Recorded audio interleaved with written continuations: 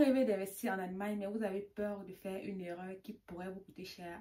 Ne vous inquiétez pas, vous n'êtes pas le seul.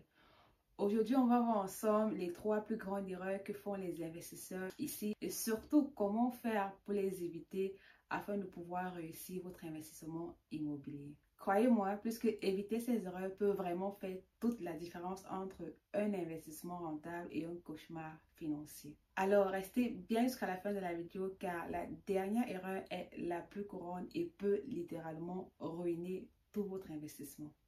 Sur ce, abonnez-vous maintenant tout en cliquant sur le bouton s'abonner qui s'affiche tout juste ici en bas de l'écran. Activez la cloche de notification pour ne rien manquer.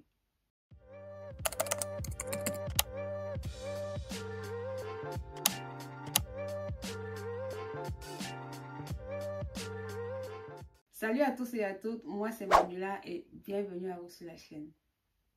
L'Allemagne a un système fiscal très différent comparé à celui d'autres pays, d'où la compréhension du marché allemand ainsi que la compréhension de la fiscalité allemande sont essentielles pour la réussite de vos investissements.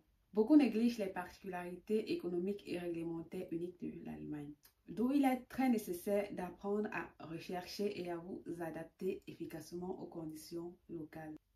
Un peu plus précédemment, je vous ai fait comprendre que l'Allemagne a un système fiscal très différent de celui d'autres pays. Je vous donne un exemple. Saviez-vous que si vous revendez un bien immobilier avant 10 ans, vous devez payer une taxe sur la plus-value pouvant aller jusqu'à 45%?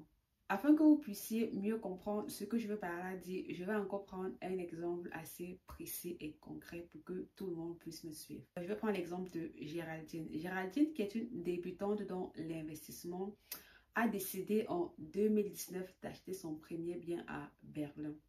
Cependant, Géraldine, au fur et à mesure les années passent, Géraldine décide donc de revendre ce bien en 2023. Très mauvaise idée parce que la période de 10 ans, le bien de Géraldine ne l'a pas encore atteint.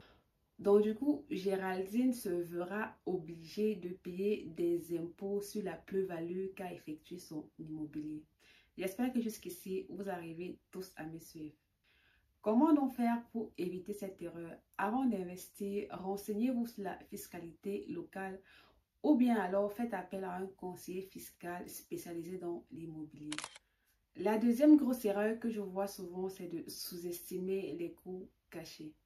Beaucoup d'investisseurs pensent uniquement au prix d'achat et au crédit immobilier et oublient complètement toute une série de frais qui pourraient exploser le budget. Il faudra éviter la négligence sur les frais de notaire et les frais d'enregistrement, l'oubli des charges de copropriété et les travaux imprévus et également le fait de ne pas prévoir l'impact fiscal sur la rentabilité. Je vous donne un exemple concret afin que vous puissiez mieux comprendre. Vous achetez un bien immobilier à 250K et vous pensez que vous avez fait un bon deal. Mais malheureusement, après l'ajout des frais d'acquisition, de rénovation et d'impôts, votre budget explose complètement et votre rentabilité chute. La question que vous allez certainement me poser, mais comment donc faire pour éviter cette erreur? Premièrement, il faut toujours inclure les frais d'annexe dans votre calcul de rentabilité. Deuxièmement, vérifiez les charges de copropriété et les futurs travaux en rapport avec votre bien. Et pour clôturer, pensez toujours à optimiser votre fiscalité. La troisième erreur est que beaucoup pensent qu'en Allemagne, il suffit juste d'aller voir sa banque principale afin d'obtenir un prêt immobilier. Erreur. Parce que les banques allemandes sont souvent très strictes et n'offrent pas toujours les meilleures conditions. Je vous donne encore un exemple concret afin que ce soit compréhensible.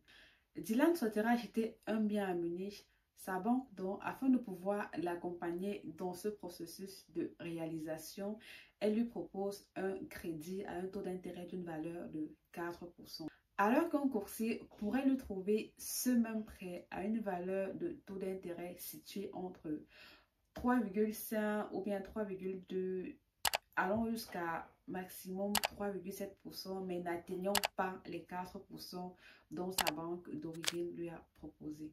Vous vous doutez bien que la solution dans ce cas de figure est très claire. C'est tout simplement de passer par des courtiers ou alors explorer d'autres zones, bien d'autres moyens de financement hormis des banques classiques.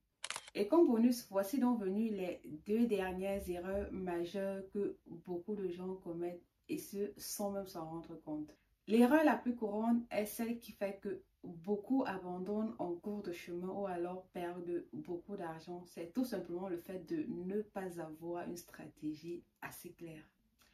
Acheter un bien sans vous soucier du fait de savoir si vous allez le louer, le revendre ou alors le garder à long terme est tout simplement pour moi la recette du désastre. Dans ce cas de figure, voici les 3 éléments qu'il faudra éviter. Le premier élément serait d'acheter le bien sans savoir si ce serait pour de court ou bien pour du long terme. Le deuxième élément pour moi serait le fait que vous ne définissiez pas au préalable votre profil d'investisseur. Et le troisième élément qui pour moi pourrait vous coûter cher, c'est de suivre les tendances actuelles sans avoir une stratégie solide et personnalisée. Comment donc faire pour éviter tout cela? Très honnêtement, définissez vos objectifs dès le départ. Cash flow, patrimoine, plus-value, peu importe, définissez-les. Par la suite, la chose qui vous serait vraiment bénéfique serait d'étudier toutes les différentes stratégies d'investissement en Allemagne. Et pour finir, n'oubliez surtout pas d'adapter vos financements et votre gestion en fonction de vos projets précis. Une autre erreur monumentale qui est pour moi la plus répétée et commise par toutes et par tous est le fait de ne pas analyser le marché avant de se lancer dans l'achat d'un bien. L'immobilier en Allemagne est très spécifique. Chaque ville a ses propres dynamiques. Investir à Berlin n'a rien à voir avec investir à Leipzig ou bien alors investir à Francfort.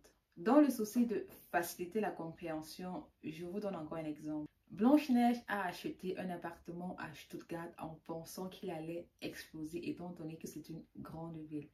Mais malheureusement, après l'achat, elle se rend compte que la demande locative de ce côté est faible et galère actuellement pour louer son bien.